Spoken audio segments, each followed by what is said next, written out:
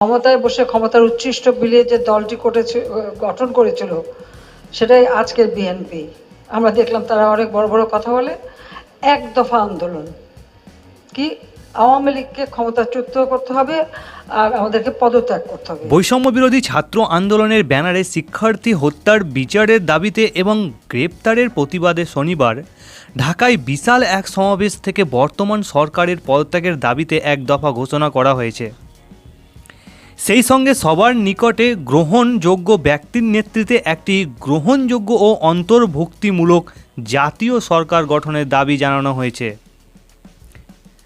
অন্যদিকে জেলায় জেলায় গণমিছিল কর্মসূচির অংশ হিসাবে আন্দোলনরত শিক্ষার্থীরা ঢাকা ছাড়াও চট্টগ্রাম, রংপুর, সিলেট, রাজশাহী সহ অনেক শহরে বিশাল সমাবেশ করেছে।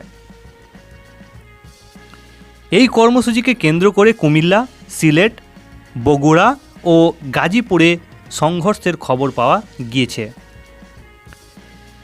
এছাড়া বরিশালে মহাসড়ক অবরোধ ছাড়াও পুলিশ বক্স ভাঙচুরের ঘটনা ঘটেছে। রাজশাহীতেও 3টি পুলিশ বক্সের আগুন লাগানো হয়েছে। কয়েকটি জেলায় আন্দোলনকারী ও পুলিশের মধ্যে ধস্তাধস্তি রীতিমতো হয়েছে। আগের ঘোষণা অনুযায়ী রোববার মানে আজকে থেকে আন্দোলনকারীদের সর্বাত্মক অসহযোগ কর্মসূচি পালনের কথা রয়েছে। ঢাকায় কেন্দ্রীয় শহীদ মিনারের সমাবেশ আন্দোলনকারীদের একজন সমায়ক নাহিদ ইসলাম বলেছেন, এই সরকার কোনোভাবেই আর 1 মিনিটও ক্ষমতায় থাকার দরকার নেই। শেখ হাসিনাকে পদত্যাগ করতেই হবে এবং পদত্যাগ করলেই হবে না, বরং খুন, লুটপাট, দুর্নীতি এদেশের হয়েছে তার বিচার হতে হবে। তাকে পদত্যাগ করতে হবে এবং বিচারের আওতায় আনতে হবে এবং জেলের ঘানি টানতে হবে। এর আগে আন্দোলনকারীদের সাথে শনিবার প্রধানমন্ত্রী শেখ হাসিনা আলোচনা গ্রহণ প্রকাশ করলেও তারা তা প্রত্যাখ্যান করেন।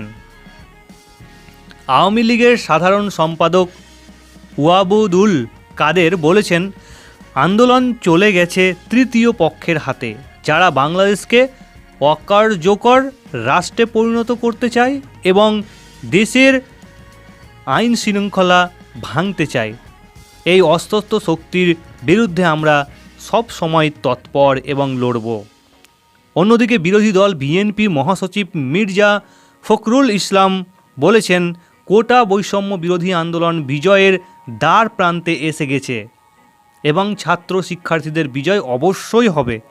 দেশে একটা গণজাগরণ শুরু হয়েছে।